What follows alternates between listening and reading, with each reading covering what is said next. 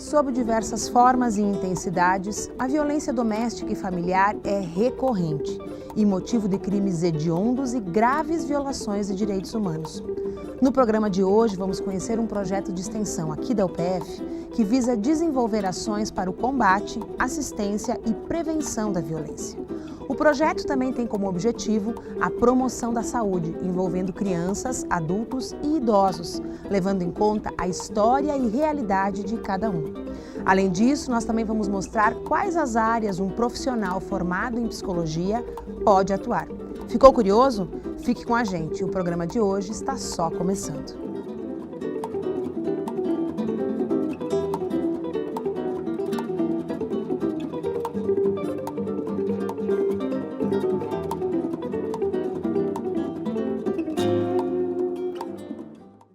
O projeto de extensão Clínica de Estudos, Prevenção e Acompanhamento à Violência, CEPAV, busca prevenir, assistir e intervir em situações de violência. E para conversar sobre esse assunto, eu recebo aqui no estúdio a coordenadora do projeto, a professora doutora do Instituto de Filosofia e Ciências Humanas, Ciomara Benincá. Mas antes disso, confere aí uma reportagem produzida pelo Núcleo Experimental de Jornalismo em parceria com a UPF TV.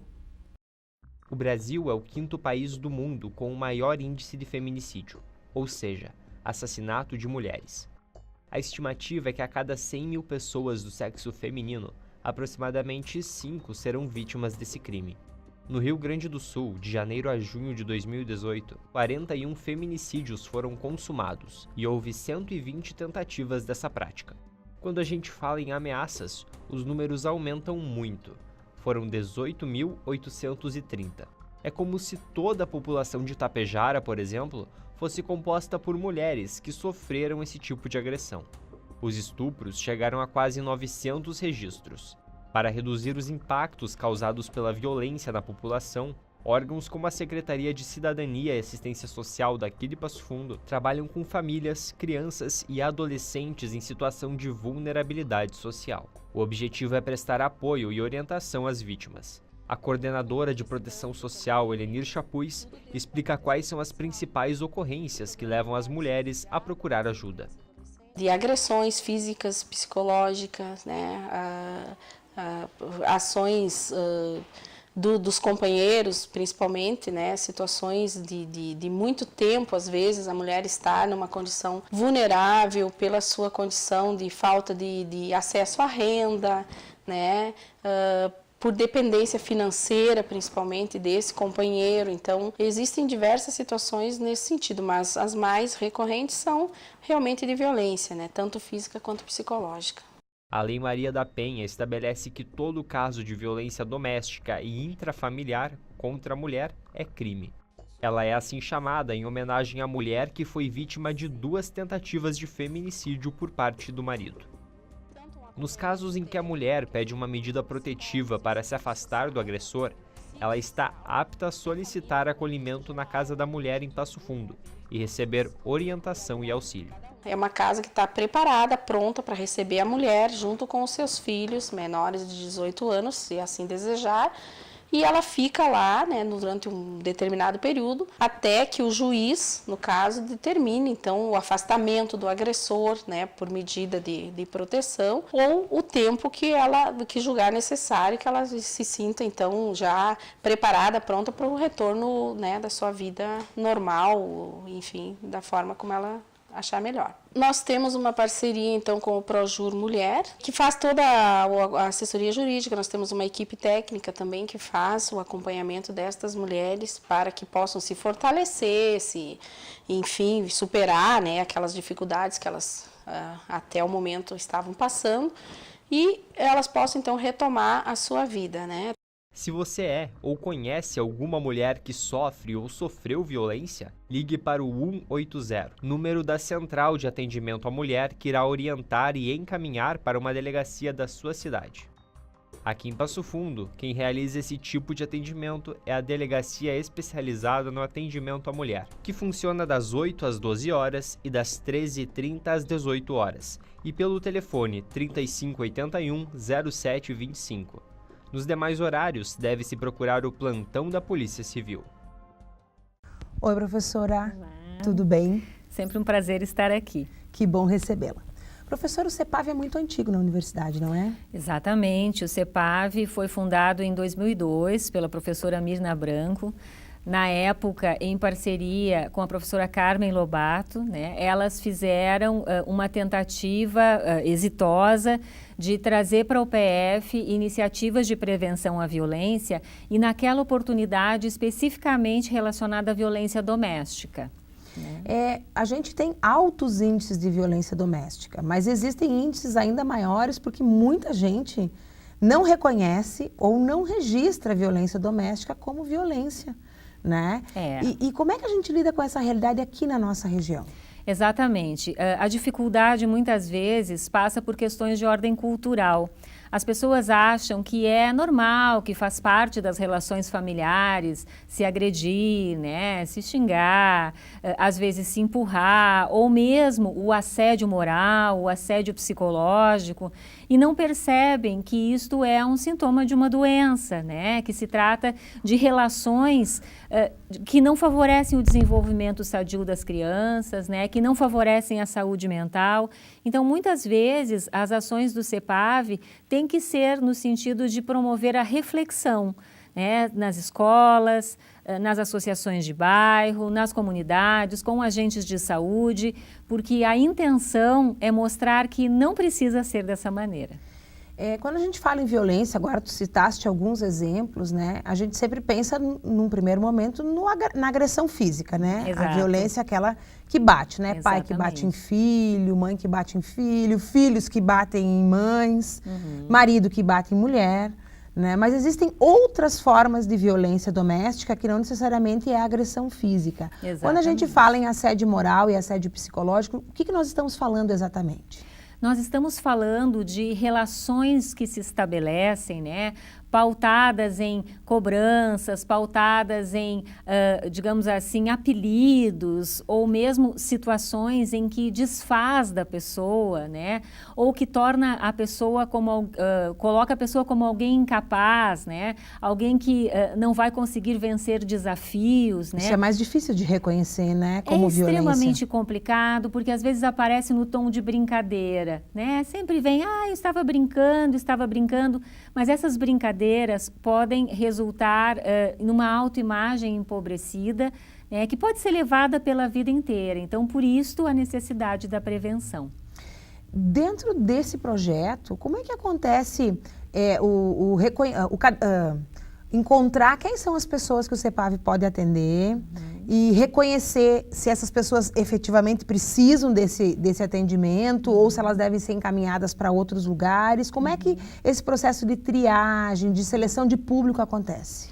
Bem, o CEPAV, como ele existe há muitos anos, ele também vai se moldando as demandas que existem nessa nossa região aqui. Então, atualmente, nós temos uma demanda bem específica, bem delimitada. A primeira é de crianças que são atendidas em centros de convivência, como CRAS, SEJUME, né, onde os nossos estagiários já desenvolvem atividades grupais, né, em parceria com essas instituições, semanalmente eles estão lá, e eles identificam os casos mais críticos, os casos mais graves e oferecem atendimento no CEPAV. Então vem por um encaminhamento. Exatamente, sempre por encaminhamento. Da mesma forma, acontece com o atendimento às mulheres vítimas de violência doméstica, que vêm encaminhadas diretamente da DEAN, da Delegacia da Mulher. Então a gente não tem condições de abordar esta população de uma maneira geral. Essas pessoas que são encaminhadas para o CEPAV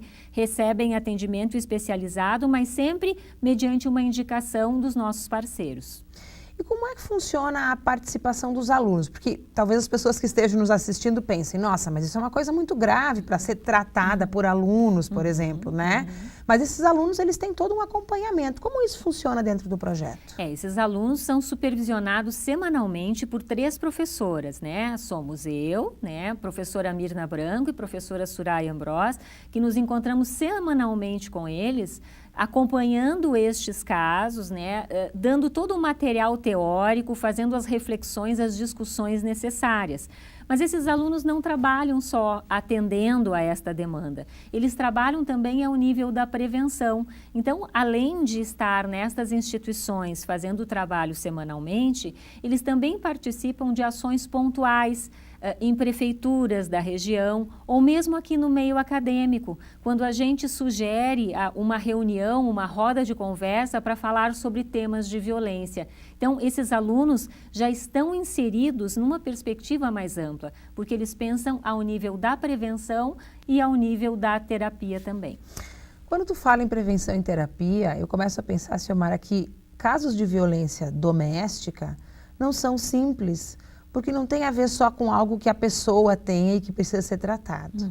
Ele é mais ou menos sistêmico. Exatamente. Né? Como é que tu trabalha, né, com essa perspectiva sistêmica, quando às vezes o próprio agressor não vai deixar de ser agressor porque o agredido está tendo um acompanhamento ou um tratamento? Quer dizer, como é que essa dinâmica funciona? Na verdade, o que a gente precisa é quebrar o que nós conhecemos como o ciclo da violência, né? Quer dizer, a violência ela não começa de um dia para o outro. Ela começa com pequenas ações, né? Ou mesmo omissões que vão fazendo parte do dia a dia daquela família ou daquele casal, né? E passam a ser consideradas como ações cotidianas, né? Só que isto vai piorando na medida em que a pessoa também vai se submetendo a pressões do dia a dia e vai se habituando a desfazer do outro, né? A reagir a ele de uma forma violenta. Então, quando chega no ápice, que é a agressão física, né? Quando as pessoas têm que procurar ajuda, este já é o momento crucial, né? Onde há talvez uma tentativa de rompimento e que depois, numa possível volta, vai dar origem a digamos assim, um período de lua de mel. Aí é o mais perigoso, porque parece que essa lua de mel vai durar para sempre, seja entre marido e mulher, seja mãe com filhos, pai com filhos, a família inteira. Isso é muito complicado, né? Porque este momento de lua de mel é muito bonito, é muito prazeroso, até começar novamente o ciclo das pequenas agressões e culminar novamente numa grande agressão. E é aí que a gente tem que agir, né? A gente precisa mostrar que existem outras maneiras daquelas pessoas se relacionarem, né, para que este modelo não seja reproduzido de forma cíclica. Bom, agora nós vamos para um rápido intervalo, mas antes disso, confira o depoimento da Michele, que é uma acadêmica que participa do projeto. Eu resolvi entrar, então, no CEPAV, porque foi o projeto que mais me chamou a atenção dentro do curso da psicologia, por ele se tratar de prevenir a violência. Então, a gente acaba indo a campo também para fazer uma prevenção e não só para ir atrás de correção de danos, né? Eu fico muito orgulhosa, assim, de participar do CEPAV, tanto em questão de currículo, tanto em questão de ter professores ali, de a gente poder ir a campo em lugares, centros de referências que são áreas de trabalho onde eu quero atuar, assim. Então, eu ter essa noção, tenho certeza que para a minha vida profissional ela vai ser muito, muito importante.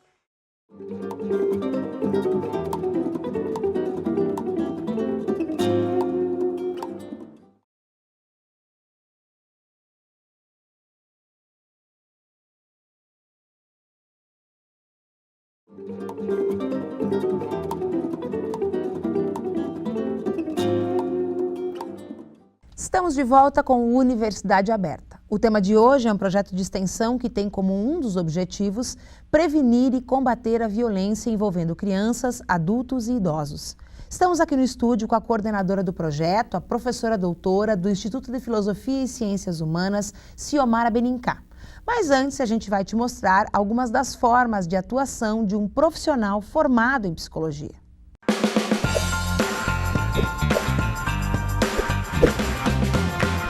O psicólogo estuda o comportamento do ser humano por meio da análise de suas emoções, ideias e valores.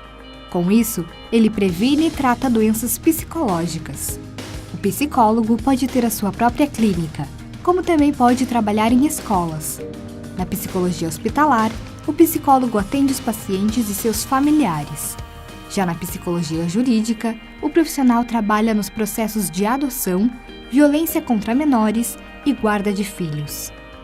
Ciomara, quantas pessoas hoje o CEPAV atende?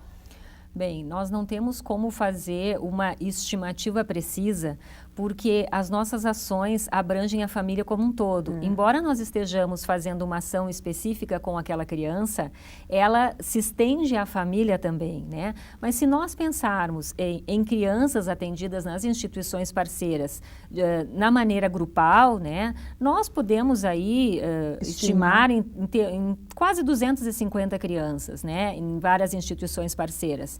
As mulheres que são atendidas no CEPAV são em torno de 8 a 10 mulheres, né, porque elas vêm a ser atendidas por um período que não é tão longo, né? A intenção é fazer um acolhimento de algumas semanas, algumas sessões e depois encaminhar para as clínicas escola. Então, nós temos aqui uma demanda que vai sempre sendo substituída, né? E aí, se nós formos estimar o alcance, é muito maior do que os números nos mostram.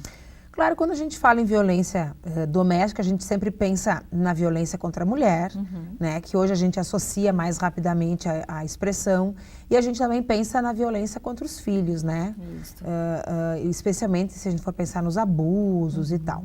Mas existe um quadro, inclusive eu fiz um programa há um tempo atrás, Uniaberta, sobre o balcão do idoso, né, que é esse quadro na velhice, né? Quando o idoso fica aos cuidados do filho e acaba sendo vítima de violência, né? Como é que o CEPAV tem mapeado essa realidade?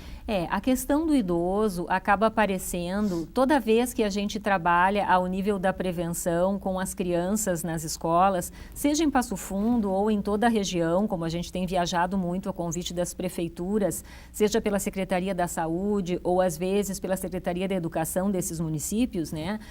O que a gente percebe é que a agressão ao idoso, ela nunca vem sozinha.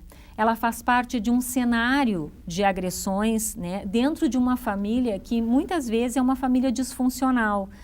Quer dizer, o pai não exerce nitidamente o seu papel de pai, ele exerce uma autoridade meia sem sentido, né? Às vezes a mãe ausente ou vice-versa, né? As crianças também se agredindo mutuamente e o idoso acaba fazendo parte desse cenário como uma figura desvalorizada, uma figura oprimida e muitas vezes até uma figura que representa um apoio financeiro, mas que não tem reconhecimento por isso. A coordenadora do Balcão do Idoso, quando esteve aqui, fez uma fala que me chamou muito a atenção e me marcou, porque ela disse assim, às vezes, aquele filho chega lá e diz assim para mim, esse pai não me cuidou, esse pai não me amou.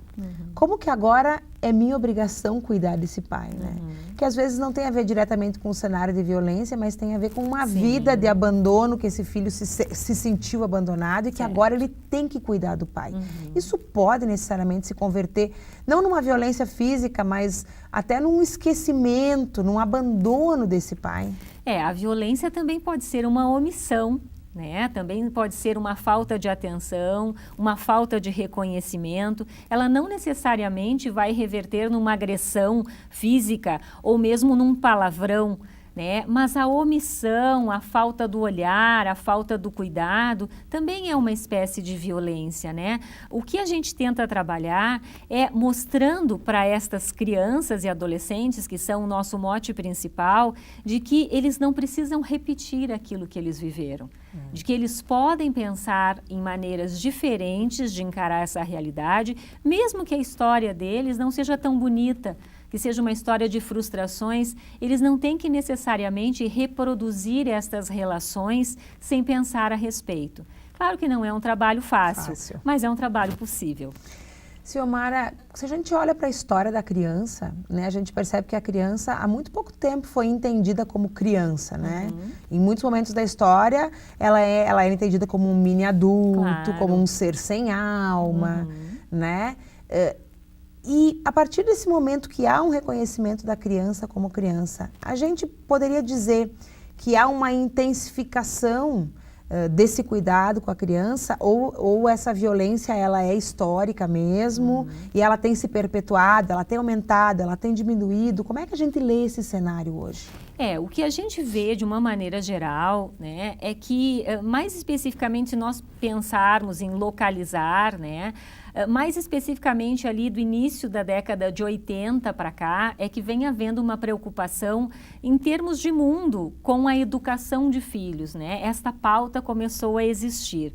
São várias as possibilidades que a gente tem para entender isto, né? A gente pode começar desde o movimento hippie, que faz todo um questionamento sobre pautas e regras familiares que antes eram inquestionáveis, né?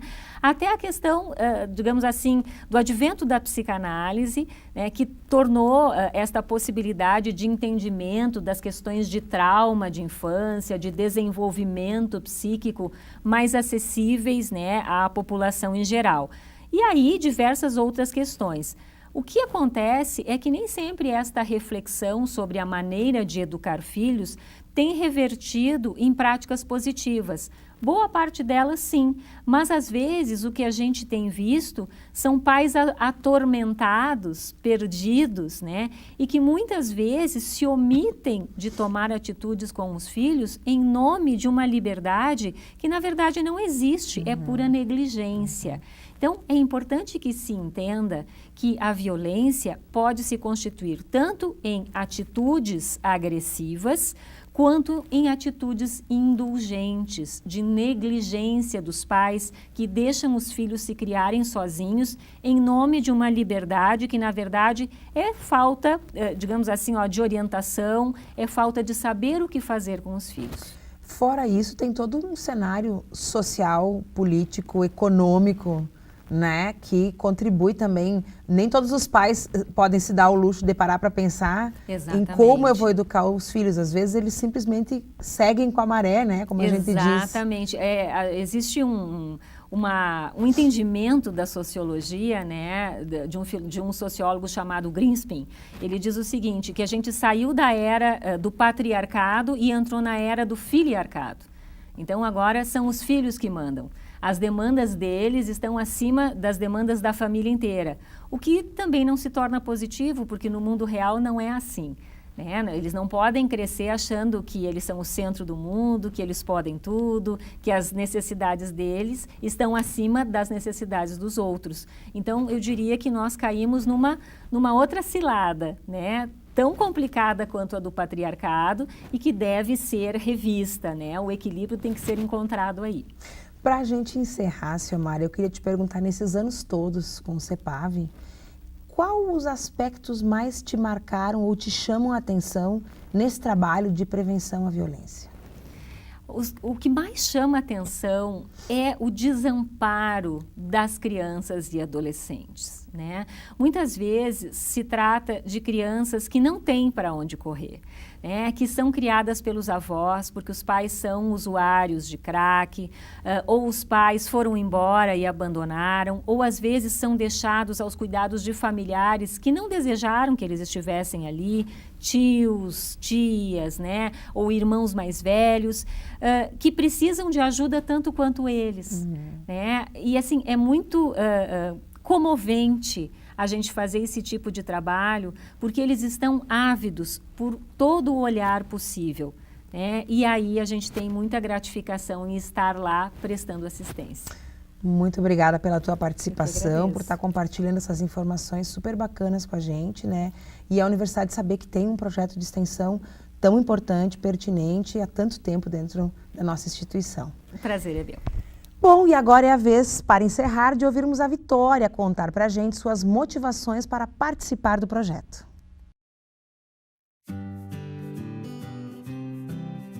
Eu faço parte do projeto CEPAV desde o início desse ano e eu escolhi o projeto por se tratar de um tema muito preocupante na nossa sociedade, que é o tema da violência. Poder atuar no projeto nas instituições com crianças e adolescentes vítimas de violência ou no atendimento individual das mulheres vítimas é muito importante. Poder dar um olhar mais humanizado para essas pessoas e poder contribuir fazendo a diferença de alguma forma na vida delas. É muito gratificante para mim ter um grande conhecimento dessa outra realidade, poder aprender com essas pessoas, poder ajudar elas também, não só atuando na parte profissional que a gente atua, mas também um crescimento próprio meu. Se você gostou do programa, pode assistir às nossas reportagens no site nextshore.com.br e os programas na íntegra estão disponíveis em nosso canal do YouTube. Estaremos de volta na semana que vem, eu espero você. Até lá!